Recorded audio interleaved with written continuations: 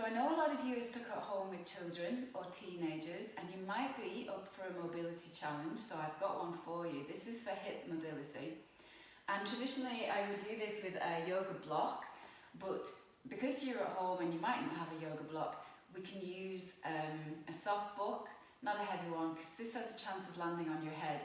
Might be a Tupperware container, but ideally I would use like a trainer, running shoe, or perhaps a slipper, or I have a flip-flop. I came down to the studio in my flip-flops and it's raining, I have no idea why. But anyway, I'm going to use a flip-flop. So, as I said, this is hip mobility. We go down onto our back and we place the slipper or the shoe onto the sole of the foot. And what I'm going to try and do is roll over onto my front and roll back without dropping this flip-flop. So I start to turn my torso to the left, keeping my eye up on that flip-flop. I've got to then turn through the pelvis and roll over all the way onto my front. To come back, I start to roll the chest back, lifting that leg up, and I've got to roll through the pelvis and onto my back. Do that again in this direction. I'm rolling to the side and keeping my eye on that.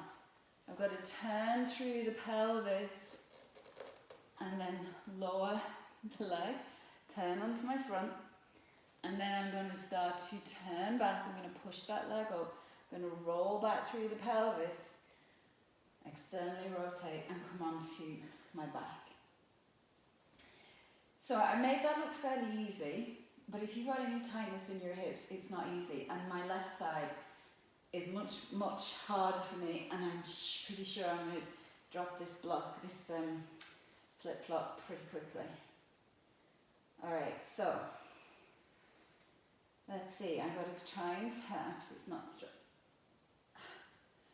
I'm going to try and turn. I've got to keep that leg high.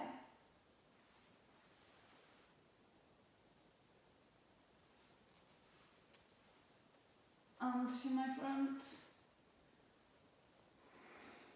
And then I'm coming back if I can. Pushing up. Rotating. Yay! I'm going to let you have a play with that. That should keep you occupied for 20 minutes or so. Enjoy.